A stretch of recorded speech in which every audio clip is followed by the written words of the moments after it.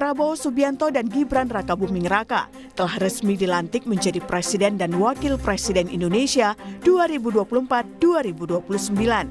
Pun para menteri yang akan membantu kinerja keduanya juga telah dilantik. Kini pertanyaannya adalah, seberapa cepat kinerja para menteri untuk membantu Prabowo mewujudkan janji kampanyenya? Saat ini Kabinet Merah Putih Prabowo Gibran memiliki 48 menteri. 56 wakil menteri karena satu menteri ada yang memiliki 2 hingga 3 wakil. Dan 5 kepala lembaga di luar koordinasi Kemenko. Salah satu mantan Menteri Jokowi yang kembali masuk ke pemerintahan adalah Luhut Binsar Panjaitan. Luhut dilantik menjadi Ketua Dewan Ekonomi Nasional. Berdasarkan undang-undang diketahui Dewan Ekonomi Nasional memiliki fungsi memberi nasihat kepada Presiden di bidang ekonomi.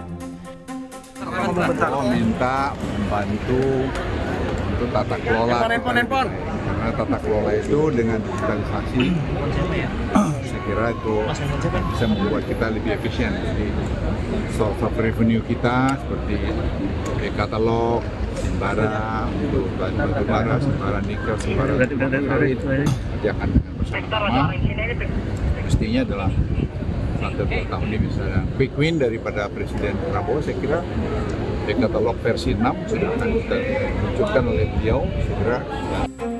Ada pula Menteri Komunikasi dan Digital Mutia Hafid yang menyebut akan fokus terhadap sejumlah hal, termasuk pemerataan konektivitas internet dan menciptakan ruang digital yang aman. Selain itu, Mutia akan menambahkan program untuk mewujudkan internet yang ramah anak.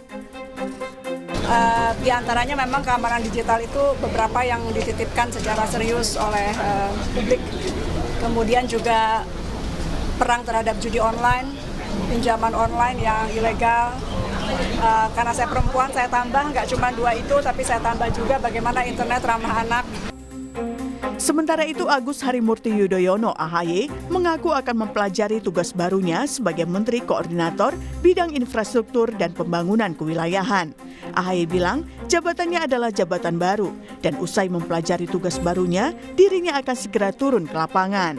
Dan mudah-mudahan segera setelah pelantikan ini saya bisa segera turun ke lapangan. Tentunya mempelajari tugas-tugas dulu karena ini adalah kementerian koordinator yang baru, bidang infrastruktur dan pembangunan kewilayahan. Dan selebihnya kita akan segera mengetahui apa saja yang menjadi permasalahan dan tantangan. Lalu mampukah para menteri bergerak cepat membantu Presiden mewujudkan janji kampanyenya? Tim Liputan, Kompas TV.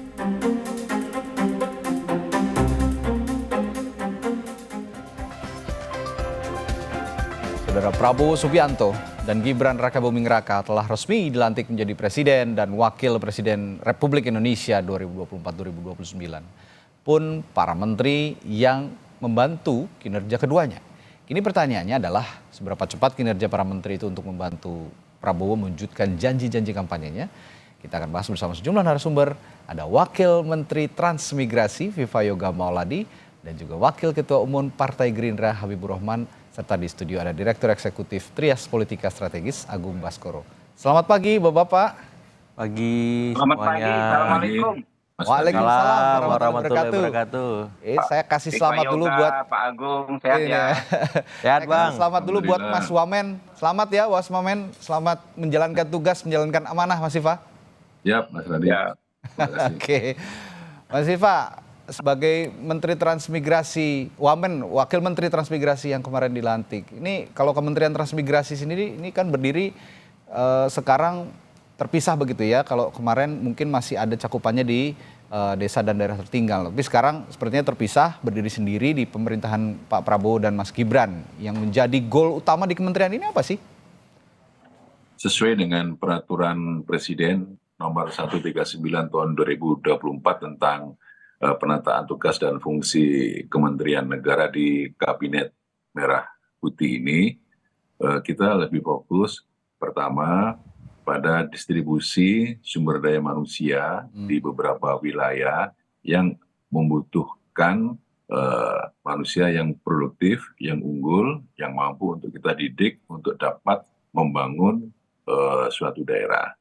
Yang kedua, kita akan melakukan sinergitas, koordinasi, terutama untuk daerah-daerah tertinggal dalam aspek penataan sistem bagaimana membangun dari desa sesuai dengan visi Pak Presiden itu bisa dikembangkan. Mulai dari aspek pendidikan, aspek kesehatan, dan juga untuk membantu pengembangan food estate.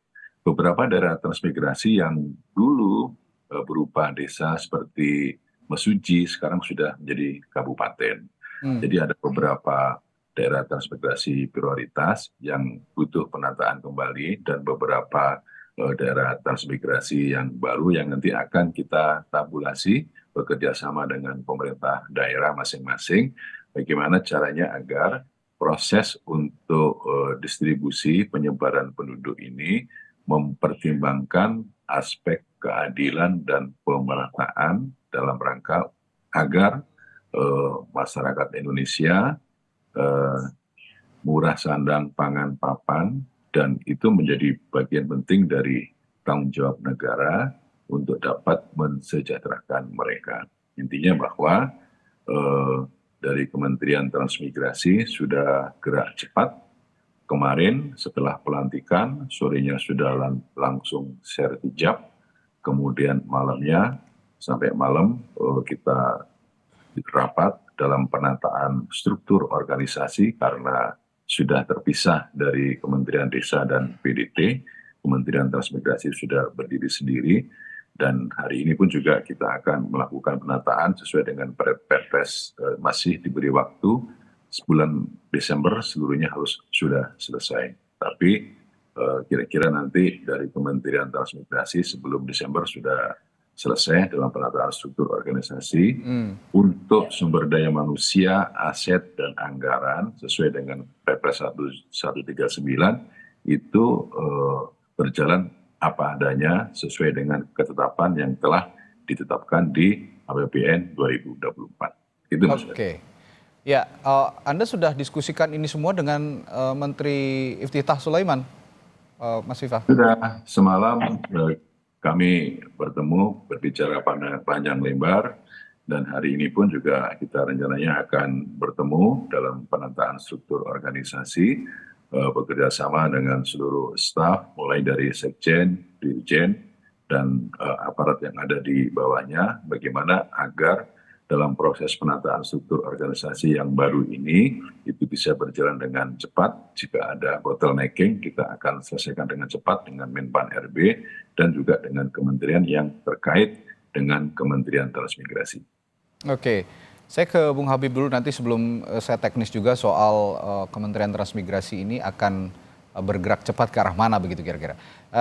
Bung Habib, kalau gerak cepat menteri yang sekarang ini ditunggu publik, pastinya juga ada pesan khusus yang diberikan oleh Pak Prabowo kepada menteri-menterinya. Nah, di internal Gerindra sendiri, khusus untuk menteri-menteri dari Partai Gerindra, ada arahan atau pesan khusus dari Pak Prabowo terhadap menteri-menterinya yang dari Partai Gerindra, Bung Habib? Ya, bukan hanya ke rekan-rekan yang dari Partai Gerindra memang, tapi ke semua menteri. Tentu Pak Prabowo semangatnya pengen semua bekerja dengan cepat, ya. Kalau untuk menteri-menteri dari Partai Gerindra kan kebanyakan adalah menteri yang memang akan menjadi pihak yang mengakselerasi badan-badan lain, kementerian-kementerian lain, ya, seperti Pak Pras di Menseknek, ya.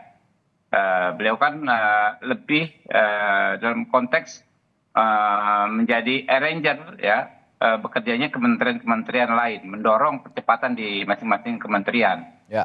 Ya. Juga misalnya teman-teman yang lain. Intinya, ya, ini kita pengen cepat, ya. Kedua, kalau dalam konteks integritas, ya, tentu itu sudah wanti-wanti terus disampaikan oleh Pak Prabowo dalam berbagai momen, baik itu taklimat maupun pembekalan, ya. Jadi menteri sekarang ini sudah melalui pembekalan juga berkali-kali, mulai kaderisasi tingkat yang paling dasar mungkin belasan tahun yang lalu setiap terpilih menjadi anggota DPR, ya. Kemudian juga kemarin ada semacam pembekalan khusus lagi untuk pengurus inti Partai Gerindra dan partai-partai lain. Jadi kebetulan kemudian menjadi menteri, maka bekalnya sudah sangat cukup, ya, untuk mengikuti ritme, ya, ritme kerjanya Pak Prabowo. Saya pikir teman-teman sudah paham sekali ya, bukan hanya cepat, tetapi memang harus benar-benar all out. Jadi menterinya Pak Prabowo ini mungkin agak sedikit berbeda karena hampir 24 jam kerjanya, Pak. Dapat dipastikan begitu, ya kan? Wah. Pak Prabowo kan kalau pulang ke rumah, ya dapat dipastikan tetap terus bekerja. Nah, Ya. teman-teman yang ditunjuk menteri jadi dari Partai Gerindra, kebanyakan juga memang orang yang familiar hampir 24 jam mendampingi Pak Prabowo. Oke, udah siap begadang semua menteri termasuk Afifah nih Mas Wamen ya. Ya, Udah siap ya, kopi ini begadang terus untuk kerja cepat. Nah, begini Bung Habib, kalau sekarang dibilang cepat berarti ya intinya sih program-program yang pernah dicanangkan itu kejar tayang lah ya istilahnya begitu ya, kalau kita orang media bilangnya kejar tayang gitu. Nah, cita-citanya Pak Prabowo dan Mas Gibran ini apakah juga dimasukkan dalam program yang kerja tayang itu sudah termasukkan dengan baik, sudah teraplikasikan dengan baik di dalam program-program yang ada di kementerian? Sudah dan sedang dan akan ya, pastinya seperti itu. Ya, kalau kita lihat kemarin dalam konteks penegakan hukum saja, sebelum pelantikan menteri ya dan badan terkait, kita juga sudah all out menyerap aspirasi masyarakat. Di antaranya misalnya dalam kasus kesejahteraan hakim. Hakim ini kan yang memegang terbit atau tidak terbitnya keadilan, memegang kuasa di situ. Persoalan hukum utama kita adalah ya saat ini banyaknya keluhan masyarakat yang tidak mendapatkan keadilan ketika mereka berurusan dengan hukum. Masalahnya hakim ini kesejahteraannya sangat memprihatinkan. Kemarin langsung direspon oleh Pak Prabowo ketika ada RDPU, rapat dengar pendapat umum di DPR ya. Walaupun komisi hukumnya belum ada, tapi langsung dipimpin oleh wakil ketua DPR ya, dan 4 wakil ketua DPR berkoordinasi langsung dengan Pak Prabowo ya, langsung dieksekusi ya, langsung dieksekusi sehingga kebijakan konkret yang menukik ya terkait pembenahan sektor hukum, perbaikan sektor hukum, penyempurnaan sektor hukum itu sudah dimulai bahkan sebelum para menteri dilantik. Oke, baik. Nah, Mas Agung, ini kan banyak lah ya individu-individu hebat yang masuk dalam kementerian. Ada 48 menteri, 56 wakil menteri, dan juga 5 kepala badan. Banyak sekali yang mengharapkan justru dengan besarnya postur ini cepat kerjanya gitu. Tapi kalau tidak diorkestrasi oleh seorang dirigen yang namanya Presiden Prabowo itu juga sepertinya nggak akan bisa cepat gitu. Betul. Apa yang dalam 100 hari pertama saja yang harus bisa diorkestrasi oleh Pak Prabowo apa untuk kementerian yang begitu banyak ini? Iya, kemarin sempat ada program Quick Win ya, ada 7. Anggarannya juga ada lebih dari 100 triliun kalau saya nggak salah ya, 150 sekian triliun gitu, dan 7 program itu meliputi salah satunya yang paling monumental soal pemberian makan bergizi gratis itu. Nah, saya berharap program ini karena sering diulang menjadi memori kolektif publik dalam top of mind kita sebagai program monumental, harus dikawal benar ya supaya tidak bocor gitu kan. Problemnya kan kita di situ. Quick Win ini jangan sampai ada yang bocor karena bagus semua. Ada renovasi sekolah puluhan ribu, kemudian pembenahan rumah sakit, penanganan TBC, macam-macam seperti itu sampai 7 poin gitu. Tapi yang jelas gimana semua program ini tidak bocor. Cuman saya ingin menyinggung sebenarnya satu hal. Setelah para menteri, wakil menteri ini mendapat semacam bootcamp gitu di Hambalang, kemudian leadership camp di Tidar, saya berharap ini bisa ditularkan juga. Karena yang paling utama itu ada namanya partai birokrasi, Mas. Ini yang mengorkestrasi semua narasi besar Pak Prabowo, arahan besar Pak Prabowo untuk wakil menteri maupun menteri. Kalau bisa nih birokratnya itu juga mendapat bootcamp, leadership camp juga nanti setelah para menteri wakil menterinya. Kenapa? Biar mindsetnya sama, visinya sama gitu. Sehingga menular sampai ke bawah dan akhirnya eksekusinya jelas gitu. Jangan sampai ini berhenti di menteri wakil menteri aja. Nah, harapannya nanti Bang Viva misalkan buat bootcamp juga tuh. Buat orang-orang strategisnya. Supaya apa? Supaya sama geraknya. Kalau Pak Prabowo-nya running speed-nya luar biasa gitu ya. Ini kalau bisa birokrasinya lebih cepat lagi. Nah, sayangnya kan seringkali ini terputus. Padahal ini ujung tombak eksekusi program-program, Mas. Seperti itu. Jadi bootcamp tuh jangan stop sampai di kepalanya yang kepalanya kementerian ya. Betul, dan betul. Wakil Menteri. Kalau bisa menular sampai ke bawah-bawah, Dirjen, direktur, dibawa ke direktur, tidar semua. atau semuanya gitu. Sekalian aja gitu. Sekalian aja, biar mindsetnya sama, frekuensinya dapat. Nah ini yang harus dicatat juga mungkin oleh Mas Viva sebagai Wamen, nanti disampaikan juga ke Pak Menteri Iftitah. Nah Mas Agung, kalau kerja cepat tadi juga harus ada bootcamp kalau dikatakan Mas Agung seperti itu. Yang di daerah, Betul. ini kan selain di kementerian, tentu juga harus ya ada yang namanya pemerintah provinsi, pemerintah kabupaten kota. Apa ke bootcamp juga harus sampai situ? Nah, ini menyesuaikan sebenarnya. Tapi saya merasa apa yang dilakukan Pak Prabowo ini kan bagian dari melatih disiplin, menjaga etos kerja, yang ujung-ujungnya hasilnya akan berkualitas, Mas. Nah, saya kira hal-hal semacam ini perlu terus dilakukan. Nanti misalkan di 1 tahun pertama kabinet, kan bisa jadi dari shuffle tuh. Ya udah masuk lagi ke barak gitu ya. Diolah lagi nih semuanya. Supaya apa? Mereka ingat bahwa kalau tanpa disiplin, kalau tanpa etos kerja yang bagus, ini nggak bisa apa-apa. Nah, birokratnya juga itu. Ya, karena apa? Karena selama ini yang jadi problem kan salah satunya birokrasi kita. Birokrat kita. Ada yang performnya bagus, ada yang biasa aja, ada yang sama sekali nggak bisa apa-apa misalkan. Nah, ini harus dibongkar semuanya supaya apa? Narasi besar dalam pidato Pak Prabowo itu kan luar biasa. Kalau ini nggak tereksekusi, hanya sebatas wacana pidato saja, di bawah nggak dirasakan oleh masyarakat, ini bahaya. Optimisme publik lewat survei Litbang Kompas kan tinggi tuh, 80 berapa? 1%, buat Gibran 70 berapa persen seperti itu. Saya kira ini bisa menjadi bumerang nanti. Sehingga mau nggak mau, ya birokrasi ini benar-benar harus ditatar betul oleh Menteri Wakil Menteri untuk memastikan program ini jalan sampai ke bawah. Dan yang saya pahami bootcamp, leadership camp gitu ya seperti itu, ini juga bagian dari memastikan bahwa program-program ataupun narasi-narasi yang dibangun oleh Pak Prabowo, terutama pada saat pidato perdananya kemarin, ini bisa benar-benar sampai ke masyarakat. Karena kalau tidak sampai bahaya bisa mereduksi kepercayaan publik, klimaks begitu, sehingga masyarakat juga menurun kepercayaan kepada pemerintah.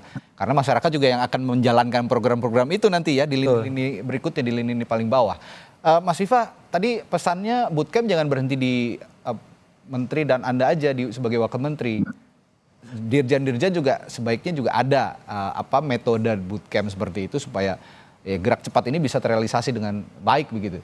Sejauh ini sudah siap untuk bootcamp, mendirikan bootcamp juga di kementerian Anda? Setuju dengan ide itu, karena untuk menyatukan persepsi dari penerjemahan visi misi presiden, itu perlu ada pemikiran yang sama, yang kolektif, kolegial gitu. Jadi kalau kemudian pemikiran sudah sama, gerakannya sama, tentu proses eskalasi di dalam realisasi program itu juga bisa akan terwujud. Yang kedua, nanti juga koordinasi dengan pemerintah daerah, baik provinsi, kabupaten, kota, itu juga menjadi kunci utama dalam proses untuk menerjemahkan visi dalam bentuk program presiden di dalam masyarakat. Intinya bahwa semua proses itu akan kita lakukan dalam rangka untuk mempercepat atau meningkatkan eskalasi agar seluruh orientasi dari kementerian, terutama dari transmigrasi itu, pekerja yang menyenangkan, yang menggembirakan untuk masyarakat, bisa memberikan masyarakat sesuai dengan tugas pokok fungsi kementerian. Dan yang kedua, kita tetap pada jalur agar proses tugas pokok fungsi ini bisa berjalan dengan cepat, tepat, dan sesuai dengan waktu yang telah ditentukan. Saya coba untuk masuk lagi ke dalam secara teknis di kementerian Anda, Mas Viva. Kementerian Transmigrasi ini sebenarnya kan pernah muncul di era rezim sebelumnya, terutama sangat populer begitu di era Presiden kedua Republik Indonesia Pak Soeharto. Nah, saat ini kembali muncul begitu. Kalau dulu kan misinya adalah pemerataan ekonomi ke berbagai daerah, tidak Jawa sentris begitu ya, lalu juga pemerataan pembangunan, pemerataan penduduk juga tidak tersebar hanya di Pulau Jawa. Apakah misinya masih sama atau ada pengembangan lain dari misi-misi yang pernah ada sebelumnya di pemerintahan-pemerintahan sebelumnya? Ya, reorientasi misi relatif sama, tapi ada perbaikannya. Yang pertama, kita ingin menekankan pada aspek pemerataan dan keadilan sosial. Bahwa setiap masyarakat Indonesia punya hak untuk sejahtera hidupnya untuk dilakukan adil, maka tugas dari negara adalah menjaga dan bertanggung jawab untuk itu. Maka program transmigrasi itu adalah menyebarkan penduduk dari satu daerah ke daerah yang membutuhkan pemukiman. Kalau dari sisi anggaran, Mas Radi, saat ini masih kecil sekali, padahal pendaftaran untuk ikut transmigrasi itu sangat banyak sekali. Saya tidak akan mengumumkan berapa, nanti biar nanti Pak Menteri yang akan mengumumkan. Jadi kita memang butuh anggaran yang banyak untuk tambahan itu, karena proses untuk melakukan transmigrasi per kepala keluarga itu juga butuh infrastruktur, butuh perumahan, butuh jaminan hidup minimal selama 1 tahun, butuh potensi peluang pekerjaan, dan lain sebagainya. Jadi kalau menurut saya, potensi untuk meningkatkan kesejahteraan dan mengurangi kemiskinan itu melalui jalur transmigrasi, saya rasa lebih efektif, lebih manusiawi, karena dari sisi yuridis semuanya itu ditanggung oleh negara. Tapi sekarang problemnya adalah soal political will dari seluruh stakeholder untuk bisa melakukan sumbangsi, kontribusi, pemikiran bahwa yang namanya program transmigrasi itu tidak hanya sekedar memindahkan penduduk dari satu daerah ke daerah lainnya, tapi juga mensinergikan seluruh program kementerian, apakah itu dalam aspek pendidikan, kesehatan, peternakan, infrastruktur, lingkungan, dan lain sebagainya, agar proses pembangunan Indonesia dari desa itu bisa terwujud sesuai dengan visi dari Presiden. Saya nanti juga akan tanya soal lebih teknis lagi soal kementerian Anda, Mas Viva, Kementerian Transmigrasi, terutama dari sisi approaching ya, mendekati masyarakat untuk bisa juga ikut berpartisipasi dalam program-program yang akan dicanangkan oleh Kementerian Transmigrasi. Tapi saya akan ke Bung Habib dulu soal koordinasi pemerintah dengan DPR. Saat nanti RDP rapat dengar pendapat begitu ya, dan pembahasan kebijakan di kementerian, komisi di DPR sebagai mitra, ini apakah punya rencana treatment yang berbeda dengan DPR-DPR sebelumnya atau masih sama polanya? Tapi jangan dijawab dulu ya Bung Habib, kita akan jeda sejenak. Anda akan jawab itu setelah jeda di Sapa Indonesia. Tadi saya bertanya ke Bung Habib soal koordinasi antara parlemen dengan pemerintah, eksekutif dan legislatif begitu ya.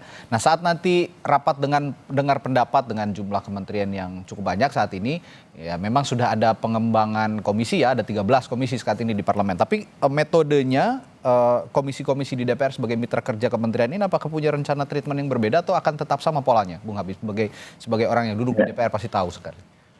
Ya, tentu kita ingin selalu melakukan perbaikan, ya, melakukan evaluasi yang ujungnya adalah resolusi bagaimana perbaikan dalam mekanisme kerja kita, ya.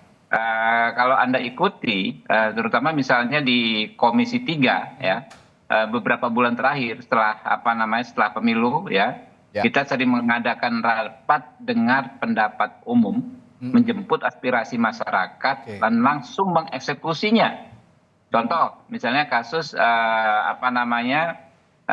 pembunuhan seorang wanita ya di Surabaya yang pelakunya dibebaskan. Saat itu kan kita langsung panggil, kita minta KY langsung bergerak cepat, lalu kita minta jaksa untuk mengajukan yang namanya kasasi upaya hukum, ya, dan kepada imigrasi untuk melakukan cekal. Tiga-tiganya langsung kita eksekusi, ya, kita hubungi mitra terkait, KY langsung bergerak cepat dan memecat ketiga hakim tersebut yang membebaskan. Ya, impact lalu instan, ya. Imigrasi langsung melakukan cekal, ya. Kemudian kejaksaan melakukan upaya hukum yang namanya kasasi. Nah, ini artinya memang kita mau yang seperti itu. Dan beberapa kali yang waktu kasus Afif Maulana juga demikian. Kita langsung rekomendasikan dan rekomendasi kita langsung dilaksanakan ekshumasi terhadap jenazah Afif Maulana. Terakhir yang hakim kemarin, bahkan ya pimpinan sidang Pak Dasko langsung menelpon ya kepala negara terpilih ya Pak Prabowo Subianto yang langsung juga mengeluarkan kebijakan yang langsung konkret. Nah, kita pengen yang seperti itu ke depan, ya. kita ini sebagai lembaga legislatif bukan sekedar berbicara berbeda dengan eksekutif, melakukan koreksi dengan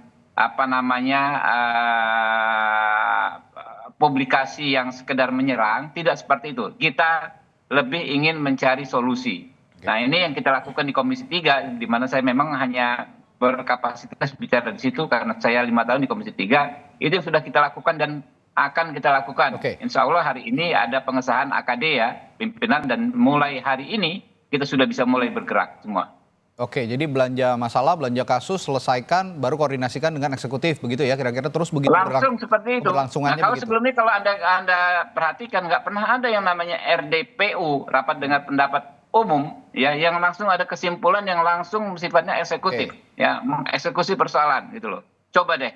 Dahulu pernah ada nggak? Rata-rata masih omon-omon wacana rekomendasi, ya kan? Kalau ini kita langsung panggil mitranya. Sebetulnya undang-undang kita telah mengatur, saudaraku. Undang-undang kita mengatur parlemen ini kuat sebetulnya, gitu loh. Tapi kekuatannya itu bukan sekedar kita beradu gengsi, beradu ego dengan eksekutif, bukan. Justru kita memperkuat teman-teman di eksekutif ya supaya kerjanya semakin maksimal. Jadi nggak perlu bertentangan. Nah, itulah ciri khas kita sebagai bangsa. Saya kurang sepakat sebetulnya mengatakan misalnya DPR sebagai lembaga check and balance. Lantas kalau setelah check and balance untuk apa? Justru kita harus kedepankan praktek best practice yang kita lakukan berabad-abad, yaitu musyawarah. DPR ini sebagai lembaga negara, ya karena kita kedepankan musyawarah cari solusi di setiap persoalan. Jadi nggak hanya keras-kerasan, tapi ada manfaatnya buat masyarakat secara langsung. Oke, baik. Jadi kalau di kementerian ada bootcamp gitu ya, kalau di DPR begitu, belanja kasus, belanja masalah, selesaikan dulu baru koordinasikan. Tapi DPR ini juga perlu bootcamp nggak sih kira-kira? Kalau teman-teman ya, kita lihat masing-masing partai politik sekarang punya macam metode refreshment sama. Teman-teman PAN buat cek ke abang Viva Yoga. Kemarin agak ekstrem juga katanya di puncak ada event bela negara. Tinggal di tenda yang sederhana, katanya makannya hanya nasi bungkus Pak berhari-hari, ya kan? Ini nih. Nggak bisa jajan juga, nggak bisa datangkan makanan dari luar ya. Ya begitu yang memang refreshment dilakukan oleh masing-masing partai politik. Jadi partainya ya, bukan institusi parlemennya. Ya, institusi parlemen tapi partainya. Kalau di Gerindra udah biasa ya begitu, kalau ya, kalau Prabowo ya betul. Udah terbiasa begitu. Nah, ini cara-cara untuk melatih kedisiplinan, Mas Agung ya. Apa seperti bootcamp, leadership camp gitu yang dilakukan Pak Prabowo. Anda tuh mengatakan hal itu sangat positif dilakukan sampai ke tingkat bawah begitu kalau bisa ya, bisa terkoordinasikan dengan baik. Tapi memang akar masalah kita soal disiplin. Anda setuju? Persis ya, disiplin, kemudian soal etos kerja yang kadang menyesuaikan mood, Mas. Jadi perlu semacam pengingat, monitoring ataupun sistem evaluasi agar disiplin itu tersistematisasi, bukan by mood lagi, by person, tapi by system oleh kementerian itu misalkan. Sehingga birokrat ini nggak ada alasan lain untuk kemudian tidak perform. Ya, misalkan ada reward punishment management yang jelas, ya, KPI-nya juga lah semacam itu kalau kita di swasta ya. Sehingga mereka nggak ada pilihan selain tumbuh terus, kerja dengan maksimal dan seterusnya. Tapi saya ingin elaborasi setelah bootcamp selesai semuanya ada arahan KSK, Mas. KSK itu koordinasi, sinkronisasi, dan komunikasi. Problemnya di sini nanti, karena kan ada beberapa kementerian itu yang dipecah, kemudian ada yang baru. Nah, ujung tombaknya siapa? Ini Menko semua ini, 7 Menko itu. Nah, kalau ini nggak maksimal, tumpang tindih, inefisiensi, inefektivitas, nah ini yang jadi problem lagi. Nah, saya kira ketika menteri wakil menteri ada nih harus sering-sering nih komunikasi, koordinasi dengan kementerian yang sebelumnya induknya, kalau memang dia terpecah ya, atau yang baru. Untuk apa? Agar sinergis dengan Menko-nya seperti itu. Karena kalau ini tidak terjadi, nah ini bisa repot nanti, malah jadi beban Pak Prabowo di pemerintahan besok. Nah, saya kira sinkronisasi menjadi kata kunci dan koordinasi, karena pasti 100 hari ini masyarakat akan menagih kan. Kira-kira ada nggak hal positif yang memang langsung bisa dirasakan oleh mereka lewat tadi ya quick win program tadi, ataupun yang lain yang memang itu menjadi hak-haknya masyarakat kita seperti itu. 100 hari kalau rezim-rezim sebelumnya, pemerintah sebelumnya kan tetap nih ada evaluasi 100 hari. Berarti Betul. masih perlu ya sekarang ini dengan Masih, postur yang apalagi cukup besar gitu, karena kemarin ada KSP, masih ada KSP, ya ada beberapa statement Bang Kodari itu menarik untuk dilihat karena bisa jadi evaluasi itu akan di KSP. Jadi mirip seperti modelnya Pak Jokowi kalau di masanya Pak SBY kan ada UKP 4 Mas ya. Betul. Nah sehingga dengan adanya KSP tadi mau nggak mau menteri wakil menteri ini jadi lebih terukur dan teratur ritme kerjanya dan memastikan bagaimana menteri wakil menteri juga mengoptimalkan itu di level birokratnya. Jadi ini terintegrasi satu kesatuan, satu komando ke Pak Prabowo, kan sistemnya begitu militer. Oke. Nah, saya kembali ke Mas Viva. Ini dalam konteks 100 hari evaluasi kerjanya pemerintahnya Pak Prabowo, tentu akan ada kontribusi dari kementerian yang Anda pimpin juga nih di Kementerian Transmigrasi. Saya lebih teknis lagi tadi, saya akan bertanya soal sepertinya akan ada problem sedikit masalah terkait public approach atau pendekatan ke masyarakat terkait transmigrasi. Sekarang masyarakat sepertinya masih agak antipati dengan transmigrasi karena sudah ada berada di zona nyaman begitu di daerahnya masing-masing. Khusus untuk masalah ini karena ini kan prinsip pemerataan. Kalau bicara prinsip pemerataan ya transmigrasi itu memindahkan masyarakat begitu ya ke daerah-daerah yang masih kosong lah seperti itu, tidak di Jawa saja. Nah, untuk prinsip-prinsip kerja cepat 100 hari dalam hal konteksnya tadi pemindahan masyarakat, pemindahan publik approach-nya yang bagaimana sejauh ini? Mas Viva. Animo masyarakat untuk transmigrasi itu besar, Mas. Oke. Jadi tidak ada yang anti dengan transmigrasi. Oke. Ya, cuman masalahnya kendala di anggaran. Gitu. Saat ini karena kemarin Kementerian Desa, Transmigrasi dan PDT kan jadi satu lembaga sehingga proses distribusi anggaran itu kemudian bercabang-cabang. Kalau sekarang dilihat dari runtut sejarah bahwa yang namanya Kementerian Transmigrasi pada zaman pemerintah Orde Baru itu menjadi sektor leading dalam distribusi kependudukan gitu. Sehingga beberapa daerah yang dulu belum dihuni sekarang ada yang sudah menjadi kabupaten gitu. Nah, problem 100 hari ini juga akan kita rumuskan nanti bersama-sama dengan staf yang lain, tentunya sesuai dengan arahan dari Pak Menteri kita. Nanti saya membantu beliau karena beliau seorang menteri yang cukup disiplin dan punya talenta untuk itu. Saya rasa beberapa hal mendesak yang perlu untuk dirumuskan adalah soal aset tanah, kemudian soal infrastruktur, kemudian akses pendidikan, kesehatan, dan pengembangan food estate. Saya rasa nanti akan dikembangkan ke arah itu sehingga sekali lagi visi Presiden bahwa membangun Indonesia itu dari desa dengan mensinergikan seluruh program-program kementerian melalui desa transmigran, tentunya ini akan bisa menumbuhkan efek pemerataan sosial, kemudian efek ekonomi yang cukup bagus bagi masyarakat transmigran. Oke, tadi sempat menyinggung juga Mas Viva program andalannya Pak Prabowo juga, food estate. Ini juga sangat menarik dan saya juga tertarik untuk membicarakan hal itu karena ya untuk mencapai misi swasembada pangan lah melalui program transmigrasi juga harus ada begitu ya untuk memindahkan masyarakat ke tempat-tempat khusus dan menjadikan satu tempat itu menjadi wilayah food estate. Sudah ada pemetaan untuk food estate khususnya di daerah-daerah mana saja Mas Viva? Untuk Kementerian Transmigrasi sedang dirumuskan prinsipnya bahwa food estate itu butuh lahan yang luas. Sedangkan di Pulau Jawa sudah terjadi perubahan alih fungsi dari lahan produktif menjadi lahan properti dan lahan industri. Sehingga food estate itu mau tidak mau harus berada di luar Pulau Jawa.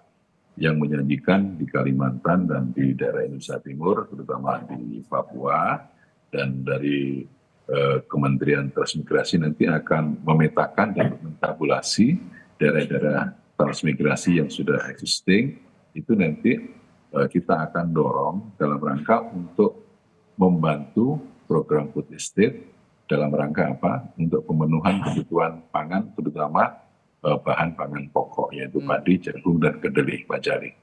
Gitu, Mas. Dari sisi fiskal, anggarannya sudah siap, Mas Viva? Ya belum, kan ini untuk anggaran kan tergantung kepada APBN 2025 yang sudah diketok palu. Nanti setelah kita akan penataan struktur organisasi, money function, beberapa kementerian yang sudah tertata organisasinya akan kita tata ulang dan perlu juga dipertimbangkan karena ini adalah adanya kementerian lembaga yang baru. Nanti kita akan konsultasi dengan Pak Bu Menteri Keuangan untuk melakukan APBN perubahan atau refocusing atau apa yang kira-kira agar proses untuk penambahan anggaran di Kementerian Transmigrasi ini bisa sesuai dengan kebutuhan apa yang telah kita daftar nantinya. Gitu. Baik. Ya, akselerasi fiskal juga dibutuhkan koordinasi dengan parlemen tentu saja, Bung Habib. Kalau selain tadi yang Anda katakan ya, ada belanja masalah, belanja kasus untuk segera dikoordinasikan, apakah juga soal sokongan persetujuan fiskal ini juga jadi apa ya namanya, jadi materi khusus begitu untuk mempercepat program-programnya Pak Prabowo, terutama 100 hari? Bung Habib? Oh, sepertinya audionya belum terbuka. Bung Habib, mohon maaf. Ya, tentu saja ya. Sepanjang ruang fiskalnya memungkinkan, kementerian lembaga ini kan semua harus kita support full. Makanya salah satu prioritasnya Pak Prabowo adalah bagaimana akselerasi penambahan pendapatan negara, ya maksimalisasi ya agar semakin maksimal. Nah itu yang berkali-kali Pak Prabowo sampaikan, misalnya kita sebentar lagi ya dalam waktu yang hanya 2 atau 3 tahun bisa saja sudah memenuhi kebutuhan energi kita sendiri ya dengan berbagai macam bioenergi. Kemudian kita bisa memenuhi kebutuhan pangan kita sendiri ya, bahkan kita bisa menjadi lumbung pangan dunia, bukan sekedar dengan food estate tetapi dengan perbaikan sistem pertanian dengan bibit-bibit yang maksimal, dengan sistem penanaman yang sangat-sangat mengedepankan ilmu dan teknologi. Nah ini sudah dipraktekkan di beberapa negara lain ya. Nah kita bisa ya, ahli-ahli kita sudah menyatakan kita bisa melakukannya di Indonesia. Jadi kita tidak sekedar berbicara hal yang normatif, harus disupport ya, kalau uangnya nggak ono support pakai apa, itu kan persoalan kita selama ini. Kita misalnya di satu komisi di DPR ada 11 sampai 10 mitra, semuanya mengedepankan program-program yang prioritas, tapi kan ruang fiskalnya memang terbatas. Nah itu yang ingin digenjot oleh Pak Prabowo ya, pendapatannya dulu ya. Kita istilahnya tabungan kita dulu perbanyak, barulah ruang fiskal kita bisa membesar di masing-masing sektor. Oke, kalau pendapatan negara ornamennya kalau menurut DPR dari mana yang paling besar? Ya, itu tadi disampaikan oleh Pak Prabowo ya, berbagai macam ya, mulai dari sektor energi, sektor pangan ya, itu kan salah satu kos terbesar dalam penyelenggaraan negara ini ya. Kemudian juga efisiensi itu di semua lembaga ya. Kita lihat misalnya biaya perjalanan dinas yang memang kadang-kadang tidak efisien ya. Jadi berbagai sektor ya kita maksimalkan untuk penambahan pendapatan negara, termasuk juga misalnya mendorong majunya industri kreatif ya, karena selama ini kadang dianggap sepele, padahal banyak negara ya dengan berbekal industri kreatif itu mendatangkan pendapatan kepada warganya dan akhirnya pada negaranya juga yang sangat-sangat maksimal. Contohnya Korea ya kan ya, India juga dengan industri film, industri kalau di Korea industri K-pop dan lain sebagainya. Oke, Ini yang menarik tadi justru saya perhatikan ada pemotongan kos belanja pegawai sepertinya, Mas Agung. Kalau Bukan. apa Bukan memperhatikan- pemotongan. Kita mengedepankan efisiensi. Efisiensi. Kadang-kadang kita cek ya. Misalnya kayak saya di DPR, Pak. Oke. Sehari ada 5 rapat. Oke. Ya. Dalam 5 rapat itu kita ada 5 konsumsi. Nah, itu. Yang kita sebetulnya anggota DPR itu nggak makan semuanya. Gitu. Tidak, hampir semua anggota DPR itu kan diet. Ya, ya. Istilahnya. Udah 50 tahun ke atas. Tidak lagi makan kue-kue yang berwarna-warni, ya kan, tepung, gula, dan lain sebagainya. Gitu kan ya. Oke. Ya, Tapi kos-kos kita seperti rapat itulah ya. sehari 5 kali, ada 5 konsumsi dikali jumlah anggota 50 orang per komisi. Oke. Yang hadir hampir dapat dipastikan tidak pernah full kan rapat itu kan ya. Oke, Nah, ya. efisiensi kan bisa di situ. Baik. Sisa yang hadir tinggal setengah. Nah, sisanya kemana? Gitu kan. Oke. Nah, hal-hal sederhana seperti itu, tapi kalau dikalikan ribuan kegiatan di birokrasi tentu akan sangat besar Nah, juga ini. efisiensi yang kita bisa lakukan. Misalnya rapat-rapat DPR udahlah air putih aja dengan buah gitu kan ya. Sehari satu saja ya kan. Oke. Bener ya? Air Makan putih siang cukup juga ya? satu gitu ya. Ya cukup. Oke. Nggak dimakan Oke. juga kok Sip. di meja. Ya kan? Oke, ini air putih saja cukup. Berarti ada efisiensi kalau bahasanya Bung Habib. Tapi ya tentu saja ada anggaran-anggaran yang dipotong untuk efisiensi itu. Untuk misalnya konsumsi yang biasanya 5 kali sehari ya dipotong 3 kali cukup lah gitu kan. Iya. Kalau biasanya minumnya air sirup gitu ya, sekarang air putih. Kalau kata Bung Teh Habib. pakai gula. Lah kita Teh sudah pakai gula gitu ya. nggak konsumsi gula semua. Ya, kan? ya, Udah ya. takut diabetik semua gitu. Saya bertanya ke Mas Agung begini, Iya. kesiapan fiskal, tadi juga ruang fiskal disediakan dari berbagai aktivitas pemotongan anggaran, termasuk juga apa yang tidak efektif begitu ya.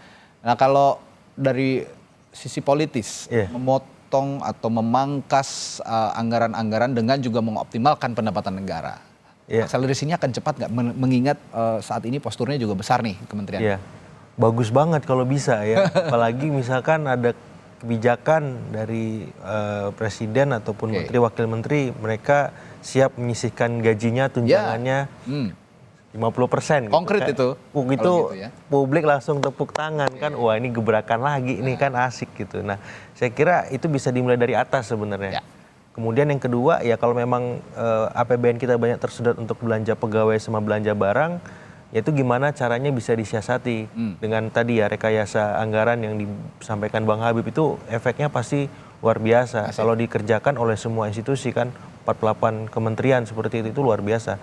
Nah yang ketiga juga bisa juga ya saya kira mencari sumber-sumber baru ya ekonomi pendapatan kita supaya apa? Supaya ruang fiskalnya semakin besar. Tapi itu kan butuh waktu. Ya. Yang paling dekat, yang paling cepat ya dengan otak-atik insentif yang diterima oleh Efisiensi anggaran itu. ya menteri, wakil menteri, dirjen-dirjennya, pegawainya janganlah, yang atas saja, presidennya, wakil presidennya. Ini saya kira kebijakan populis yang semua pihak pasti sepakat, nggak ada masalah soal itu. Namun di luar itu semua yang paling penting sebenarnya bagaimana anggaran quick win ataupun program lain itu nggak bocor, Mas.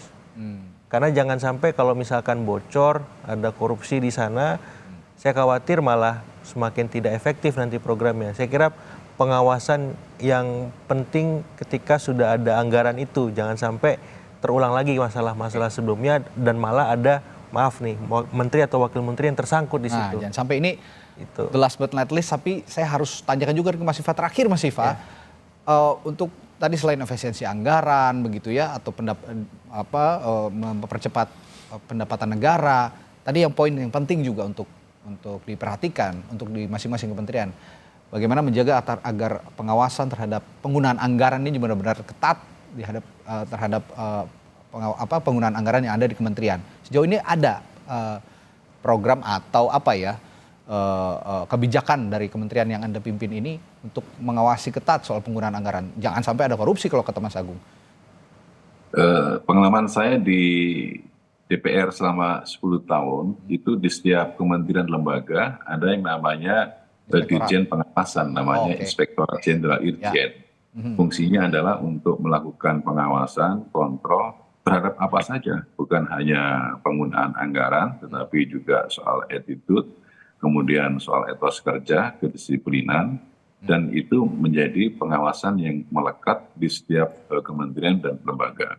Sistem pengawasan internal seperti ini menurut saya akan baik apabila terus ditingkatkan melalui metode yang lebih manusiawi, ya, yang lebih menekankan pada aspek bagaimana membangun kesadaran kognitif dari para pegawai yang tentunya mereka juga perlu untuk dihormati yang bekerja siang malam demi untuk program-program pemerintah, tapi juga harus aspek-aspek hukum, aspek-aspek moral, aspek-aspek kemanusiaan, aspek-aspek sosial juga harus lebih ditekankan agar mereka bisa bekerja dengan riang gembira, tanpa tekanan, berdisiplin dan mempunyai etos kerja yang baik sehingga percepatan program dari pusat sampai ke daerah itu bisa terrealisasi dengan baik. Oke. Intinya untuk kerja cepat, siap-siap nih Mas Viva, sediakan vitamin yang banyak, siapkan kopi yang banyak untuk melek gitu ya, dan juga kuatkan fisik kalau memang ada LDK latihan dasar kepemimpinan harus ada bootcamp tadi, ini harus siapkan fisik juga untuk bareng-bareng sama-sama perangkat kementerian juga bisa melatih disiplin, tentu saja untuk membuat kerja cepat ini bisa terrealisasi dengan baik. Terima kasih Wakil Ketua Umum Partai Gerindra, Bung Habibur Rahman, Wakil Menteri Transmigrasi Viva Yoga Mauladi, dan Mas Agung Baskoro dari Trias Politika Strategis Indonesia sudah bergabung di Sapa Indonesia pagi hari ini. Terima kasih Bapak-Bapak, sehat selalu, sampai jumpa lagi.